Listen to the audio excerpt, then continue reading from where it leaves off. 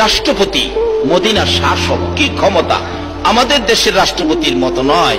রাষ্ট্রপতি যিনি ভাগ ভাল্লুককে পর্যন্ত বিচার করার ক্ষমতা রাখে। রাষ্ট্রপতি রাস্তায় ভাগ ঘুমিয়ে রয়েছে, হাজী সাহেবরা বিচার দিলেন ওমরের কাছে, ওমর রাস্তায় ভাগ। ওমর কই রাস্তায় তো বাঘের জন্য না, রাস্তা তো আখিরি নবীর উম্মতের জন্য। আপনি দেখেন ভাগ, একটা লাঠিও আনে নাই, একটা বন্দুক আনে নাই, একটা বোমাও আনে নাই, শুধু ইমানই শক্তি, নবীর প্রেম নিয়ে ভিড়ে গেছে।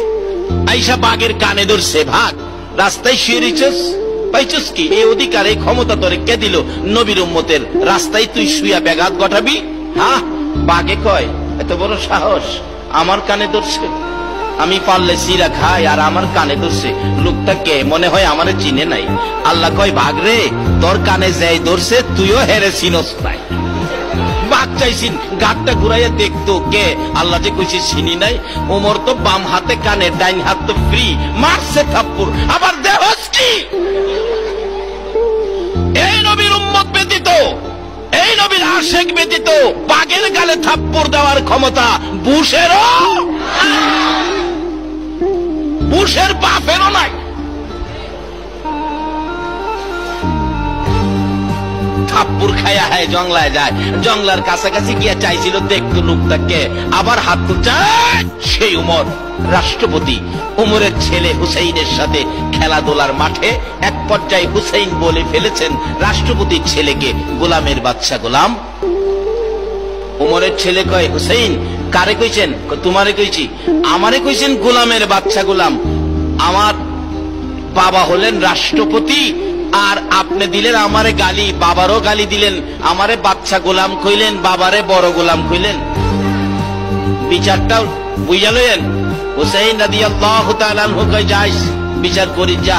বাবার বাড়িতে গিয়া বলতেছে বাবা আপনি রাষ্ট্রপতি? হ্যাঁ। বাঘের বিচার করেন না? হ্যাঁ।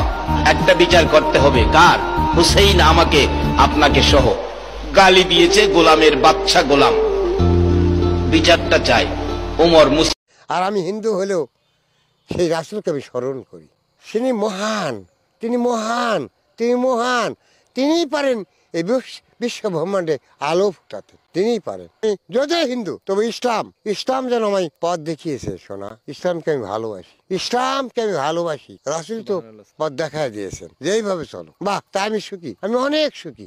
রাসূলই মহান, এই বিশ্ব ব্রহ্মাণ্ডের মহান, সেটা হচ্ছে রাসূল, মহানবী, তিনি রাসূল হযরত মুহাম্মদ সাল্লাল্লাহু আলাইহি সাল্লাম। যতই হিন্দু হইছো না, ইসলামকে আমি ভক্তি করি। আরেকটা ইসলামী সঙ্গীত আমরা কি শুনতে পারি আপনার কাছ থেকে? নবী মোর সোনার খনি, নবী নাম জপে যে জন, সেই তো জাহানের ধ্বনি।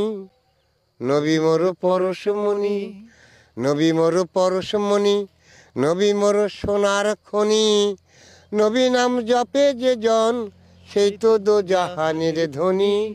নবী মোর পরশমণি, সেই নামে সুর ধরিয়া পাখি যায় গান করিয়া, সেই নামে সুর ধরিয়া পাখি যায় গান করিয়া।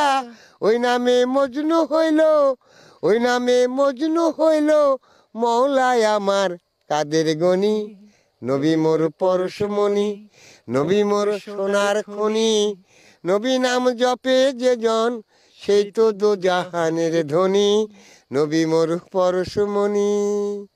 ইদানে আখেরাতে তরাইতে ফুলসিরাতে, ইদানে আখেরাতে